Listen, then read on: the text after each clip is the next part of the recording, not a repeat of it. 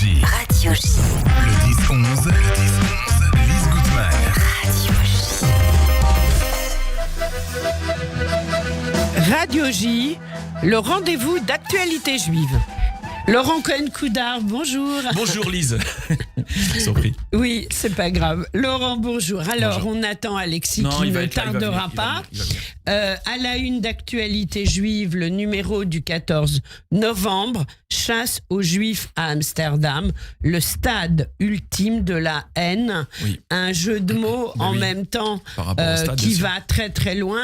Évidemment, avec l'horreur qui s'est passée là-bas, c'était normal de faire la une sur ce thème. Vous êtes très sportif, Oui. Laurent, vous Oui. aimez le sport. Donc vous avez peut-être été d'autant plus touché. J'ai été touché, je pense. Alors oui, quand on aime le sport, quand on a l'habitude d'aller au stade, quand en plus on est depuis tout jeune un fan de l'Ajax Amsterdam et de Johan Cruyff, ça touche. On se dit, voilà, c'est spécial. Surtout une petite parenthèse, voilà, c'est que l'Ajax Amsterdam est un club juif, comme on dit souvent. D'ailleurs, j'ai écrit un petit article là-dessus. Vous l'avez écrit. Oui, c'est important. Il y a deux clubs comme ça qui ont une identité juive. C'est Tottenham, dont le président est Daniel Levy, et l'Ajax Amsterdam. Il y a toujours eu dans le stade un drapeau d'Israël. Là, aujourd'hui, on dépasse ce cadre-là. On n'est pas dans le football. Le football a juste été un prétexte qui a servi non seulement aux terroristes, on va dire, voilà, qui Oh bah s'en oui, sont c'est pris de la terreur qu'ils ont fait régner. Oui. Terroristes, c'était organisé. C'était préparé, prémédité, donc ça s'appelle du terrorisme. Les Juifs étaient visés, et pas des supporters de foot, c'est pas du hooliganisme.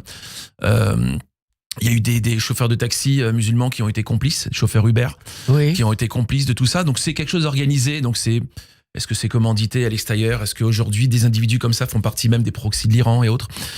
Il faut voir ça, mais en même temps, Il y a ça une sert enquête qui est en cours, mais c'est vrai que ça a été un choc, que vous avez fait un dossier passionnant avec les réactions Oui. de nombreux On a les réactions du directeur alors déjà le directeur du Maccabi Tel Aviv, directeur général. Oui, On a également des supporters. Oui. Nathalie Sosna, donc Ophir, a récupéré le témoignage Bien sûr. de supporters là-bas qui étaient là-bas, qui sont traumatisés. et qui sont vraiment sous le choc. Mais oui, On peut confirmer, parce que j'avais dans ce même studio le président du MDA Europe, Oui, bien sûr. Victor Vince, qui était là il y a Bien 2 sûr. jours, et il nous a raconté dans quel état ils avaient trouvé les supporters psychologiquement Voilà ce que j'allais là-bas. dire, physiquement, psychologiquement, mais en même temps, ce qui est très dur, je vais faire un parallèle avec le 7 octobre, toute proportion gardée, Bien évidemment. sûr. C'est ce qui est dur pour nous, c'est non seulement ce qui arrive au Ham Israël, à notre communauté, mais c'est de voir par la suite tous les négationnistes, Ben, c'est tous ça. ces gens qui se servent de ça pour dispatcher leur haine. On va penser à un parti d'extrême gauche en France Oui. qui a sauté sur l'occasion pour dire en réalité, voilà, on en est là aujourd'hui. Ils ont été, voilà, il faut pas se voler la face, sans jeu de mots. Ils se sont fait attaquer parce qu'ils sont juifs. Voilà, Voilà, on n'a pas tout tourné autour du bêtement. pot.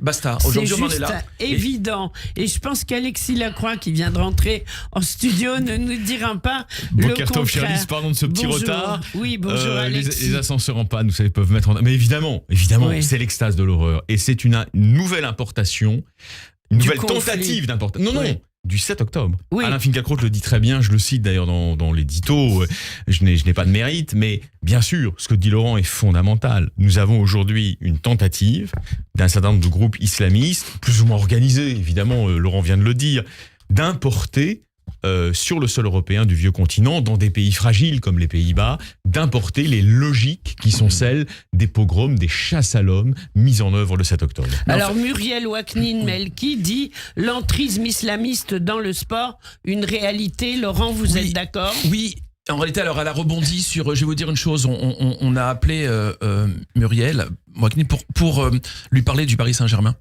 puisqu'elle attaque apparemment l'UEFA, l'Union Européenne de Football Association, et qui a rendu un jugement à la hâte pour l'ignoble tifo Oui. pro-palestinien et J'ai appris le mot à pro-Hamas. l'occasion, je Le savais Vous pas. saviez pas Tifo? Un tifo. Tifo, Ah bah non, alors, je vous Vous connaissais verrez, pas. alors moi qui suis fan de l'Olympique de Marseille, allez au Vélodrome, vous verrez des Oui, mais vrais je suis tifos. pas très dans les stades. Non, mais en réalité, voilà, ça fait, je vais vous dire une chose, ça fait très longtemps, j'avais d'ailleurs écrit une page à l'époque qui s'appelait Juifs et supporters du PSG, inconscience ou insouciance. J'ai essayé de réveiller beaucoup de gens. C'est le Qatar aujourd'hui, c'est plus Canal+. c'est l'État du Qatar qui est propriétaire. C'est pas juste un sponsor. C'est pas juste un particulier. C'est Donc, ceci Al-Thani, le explique propriétaire. cela. Mais oui, je veux dire, un tifo qui fait 60 mètres de long comme cela, il n'est pas rentré dans une poche ou un sac à dos. Il a été fait ou dans le stade de l'extérieur, quoi qu'il arrive, c'est avec l'accord et la bénédiction du club qui a tenté de se désolidariser. Dès le lendemain, l'UEFA, il faut comprendre, l'UEFA n'a rendu aucune sanction, a dit non, il n'y a pas de problème. Mais après, quand on essaie de résoudre l'équation, le sponsor principal de l'UEFA est Qatar Airways. Mais oui. Aujourd'hui, vous parliez au tout début de ma passion pour le foot, en particulier pour le sport en général. Aujourd'hui, j'ai perdu le goût à tout ça. Parce que j'ai même aimé le PSG à une époque de Canal+. Aujourd'hui, c'est fini. Aujourd'hui, c'est le soft power du Qatar. Et aujourd'hui, c'est un argument justement de revendication. Aujourd'hui, non pas pro-palestinienne, on peut être pour les Palestiniens, mais pro-Hamas et antisémite. Voilà. Alors justement, donc j'imagine que dans le numéro de la semaine prochaine, vous évoquerez le match de ce soir. Et puis Laurent est en train de préparer. Alexis, vous y serez dans la tribune? Non, je n'y serai pas, mais j'y suis vraiment, moralement de tout cœur. Mais j'avais une obligation prévue de longue date, je ne pourrais pas y aller. Mais en revanche, effectivement, Laurent prépare, on peut le dire, un teasing, une enquête un peu sur le Qatar, sa conception des relations internationales, son lien très ambigu avec les États-Unis. Il y a une partie du pouvoir américain, on le sait, sous Barack Obama, qui le défendait. Donc c'est vrai qu'une des clés de notre situation est aujourd'hui au Qatar. Alors, dans le dernier numéro d'ActuJ, dans votre édito, Alexis, vous évoquez Marcella Yacoub. Oui, elle a fait j'aurais voulu que pendant une minute. Non, mais elle a fait un très bel essai. Voilà. Alors, attention, c'est pas le premier. Je me souviens, parmi d'autres petits journalistes au Figaro, en 2005, je publie un essai qui s'appelle « Le socialisme des imbéciles » et qui réfléchissait déjà à ce dont parle Marcella Yacoub avec beaucoup de brio, c'est-à-dire à la manière dont une partie de l'extrême gauche antisioniste, voire antisémite dans certains cas, recycle les vieux tubes d'un certain socialisme français du 19e siècle. Soyons précis, Marcella Yacoub d'ailleurs est précis, son essai est brillant. C'est pas tout le socialisme, c'est une partie du socialisme. Du 19e siècle, nous sommes d'accord. Qui en gros va de Proudhon à Toussenel en passant par des gens moins connus, Chirac notamment, rien à voir évidemment avec la famille de notre ancien président de la République, des gens donc pour qui au fond les Juifs sont, je les cite bien sûr, une race à exterminer ou à expulser en Asie. Voilà comment ils parlent. Et donc nous retrouvons aujourd'hui dans un contexte post-marxiste, Yacoub a raison de l'insister, ce type de discours qui n'ont rien à voir directement avec l'islamisme, puisqu'ils sont produits par les gauches, une partie des extrêmes gauches européennes. Mais vous savez que je suis un homme de la nuance, et donc je n'aime pas, j'en profite, le discours actuel consistant à mettre tous les socialistes, François Hollande compris, Bernard Cazeneuve compris, dans ce sac-là, franchement, ils n'ont rien à voir avec ces gens-là. Alors, dans l'édito, vous dénoncez Aymeric Caron, des articles à venir. Aymeric Caron, c'est la meilleure illustration. Aymeric Caron, on en parle aussi à d'autres endroits dans le journal avec Laurent. Avec François Zimray, l'avocat. Voilà, avec François Zimray.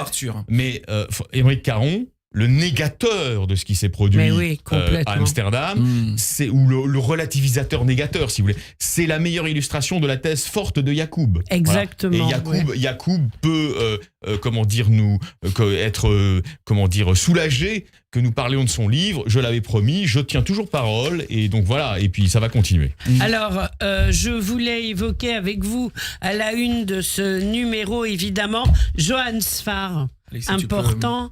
Laurent ? Non, vas-y, voilà, Alexis. Johann Sfar, c'est un des combattants de la vérité aujourd'hui. Vous savez, parfois, quand on est artiste, on est désengagé, on est dépolitisé. C'était valable d'ailleurs. Et lui, il s'est engagé comme jamais. Je vais faire une comparaison qui va le flatter. Regardez comme Thomas Mann, en Allemagne. D'abord, il est dépolitisé. Il dit, moi, vous savez, les querelles entre la droite, la gauche, machin, ça ne m'intéresse pas, les nationalistes. Et finalement, quand il voit l'ascension de Hitler, il se réveille. Car nous sommes dans une situation analogue, les nouvelles années 30, et effectivement, Johann Sfar est devenu un dessinateur de combat. Et on publie notamment, grâce à notre amie Lucie Lastel, que nous saluons chaleureusement, nous publions le formidable dessin qu'il a consacré justement à Amsterdam, qui valide... Qui est terrible, ça m'a... Voilà, qui valide tout ce qu'il fait depuis un an maintenant, avec une forme Alors, le dessin, on le décrit pas, il faut s'abonner, il faut acheter ActuJ. D'ailleurs, je profite de la dernière minute, je vois le chrono qui nous reste. Vraiment, vas-y. C'est important, je suis à la rédaction, je suis pas un vendeur. Non. Mais vraiment... Mais il faut l'être un peu. C'est marrant, ce matin, dans le métro, je me disais, mais notre journal, c'est le prix d'un ticket. Vous avez 48 pages chaque semaine. Moi qui ai connu l'avant, et depuis qu'il est nouveau notre preneur, L'après, on n'est plus dans le même univers, hein, pardon. De dire ça, on est monté de grade, on a 48 pages, on a de Et la c'est beaucoup on a- à faire. Hein. on a, c'est un travail gigantesque, on a de la culture, de la région qu'on met à l'honneur, Il y a des les- il y actualités a communautaires, Ouais. communautaires avec des associations qu'on met en avant, qu'on met en exergue, en Comme lumière. celle que vous avez découverte et qui Exactement. nourrit les soldats Exactement, les israéliens, soldats et Laurent. les familles en difficulté. Ouais. Il y en a énormément qui font un travail incommensurable. Oui. Il y a vraiment, on a des rubriques, on a de l'expertise, on a des interviews. Il y a C'est un la travail raison. avec toute notre équipe. Voilà, c'est vraiment hyper important Voilà, de l'acheter, c'est de très s'abonner. important. En plus, ça fait du bien au moral. Oui. On ne se sent pas seul, on se sent soutenu. Pour tout cela, actualitéjuive.com, actualitéjuive.com. Laurent Cohen-Couda, Alexis Lacroix, j'aurai le plaisir de vous On n'a pas retrouver. parlé de votre bel article Non, sur mais l'un c'est- des membres fondateurs, ça- René Ben Bassaï, non, Oui. mais qui a Ah disparu oui, bravo. de Aki Estamos. Oui. Donc, welcome aboard. Oui, Bravo. merci. J'ai lu 3 fois. Merci beaucoup. Merci, Voilà. Lise, merci de nous recevoir, on en tous pense les à cas. toute la famille et on se retrouve la semaine prochaine. Avec plaisir, avec plaisir. Même heure, même studio. Au On revoir. vous embrasse, chère Lise. Radio J. Radio J. Le 10-11. Lise Goodman. Radio